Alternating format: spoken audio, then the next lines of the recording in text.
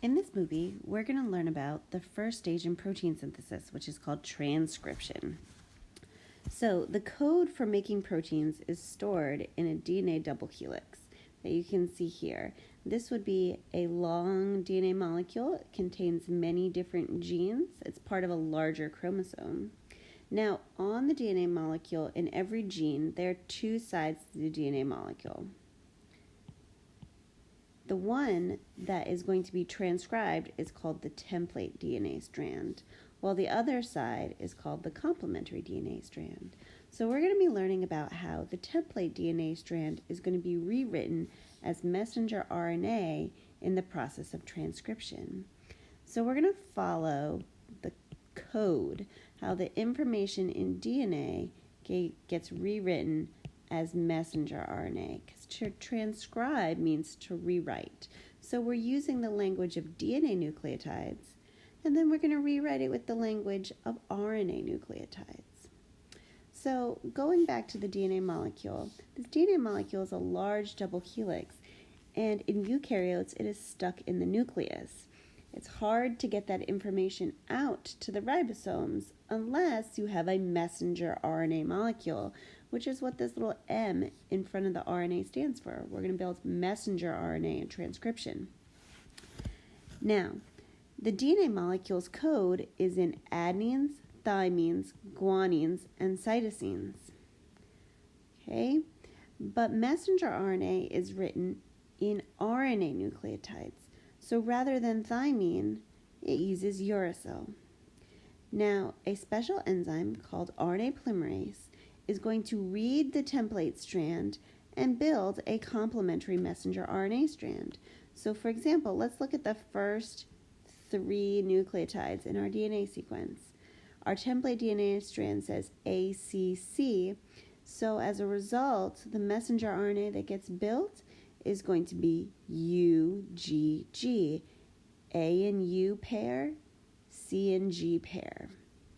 Okay, and this would repeat over and over again until you get a full transcript, a full piece of messenger RNA.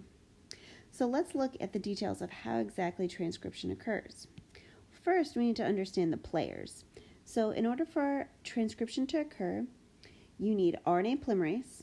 This is your enzyme that is going to build an RNA polymer. So it's going to make a chain of RNA nucleotides. You're also going to need these things called transcription factors. Transcription factors help guide RNA polymerase to the gene so it knows exactly where to start transcription. And then you're going to need a gene. The gene has a few important parts. There's a starting point, which is called the promoter.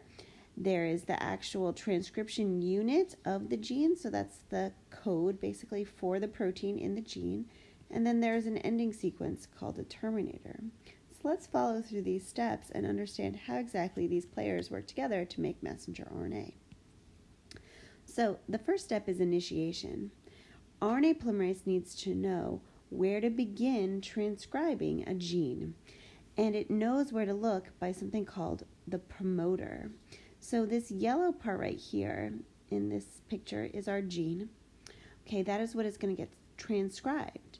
Now, RNA polymerase needs to be able to read that gene, but it needs to know where to begin. So there are these special molecules called transcription factors, these proteins that bind to the promoter region and help guide RNA polymerase to the correct point. Now, some of these transcription factors can be activators. So they'll work with these generalized transcription factors, and they'll basically help RNA polymerase kind of locate and then start transcription occurring. So basically, think of activators almost like a motor that's going to help push RNA polymerase along so that transcription can occur. There are also transcription factors which act as repressors. So repressors are going to repress transcription. They're going to prevent it from occurring. So basically, they block additional transcription factors, so they're not able to bind. And as a result, our RNA polymerase can't figure out where to begin, and so no transcription happens. Now, this is an important idea because in different cell types in our body, whether it's a skin cell, a liver cell, a neuron in our brain, they all have different structures and functions. But if you remember back, we make cells that grow our body through mitosis.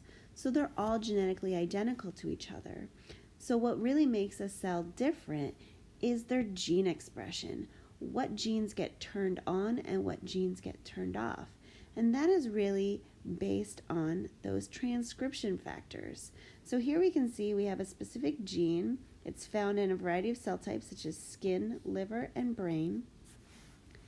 And these genes are going to be either transcribed or not transcribed depending on the cell type. So you can see in the skin cells, there's a moderate level of transcription because we have transcription factors which help RNA polymerase kind of find its promoter and begin the transcription process. Liver cells, on the other hand, here they have an activator to help out those additional transcription factors. And so we're going to get really high levels of transcription occurring. So what that means is more messenger RNA means more protein can be made, more jobs can be done.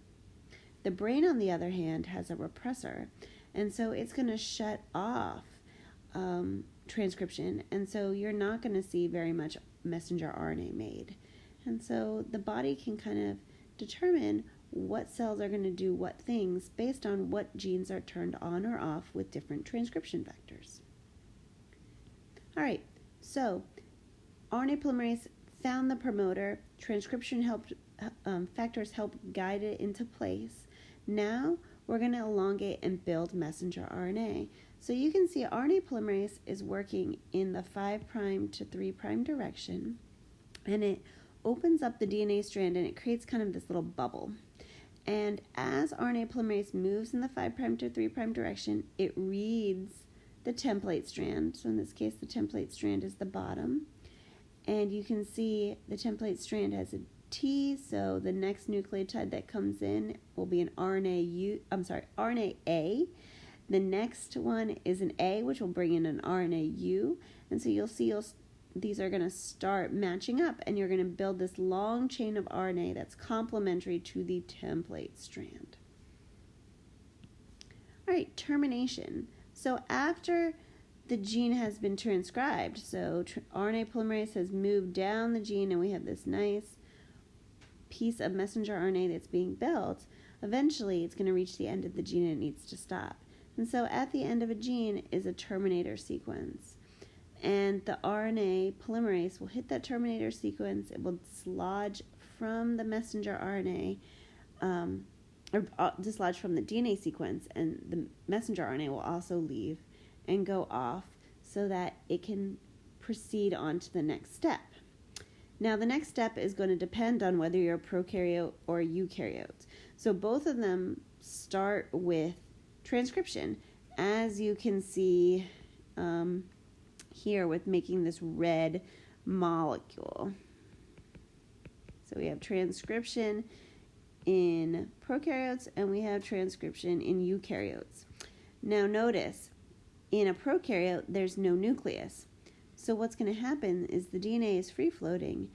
Transcription can occur. It can make this red messenger RNA molecule, and while that messenger RNA is still being made, translation can occur. So these little circles, those represent ribosomes, and so that's going to be translation. Eukaryotes do that too. They do translation, but it's going to be spatially separated inside the cell because the DNA in a eukaryote is found in the nucleus, which means transcription happens in the nucleus. Before RNA leaves, there is an additional step that is not found in prokaryotes, and that is called RNA processing. So the RNA molecule is going to be edited and kind of protected before it goes out into the cytoplasm. Then, once it's in the cytoplasm, translation can occur and ribosomes can read the messenger RNA and make the protein product. So our next video is going to be RNA processing, which is a unique eukaryotic process.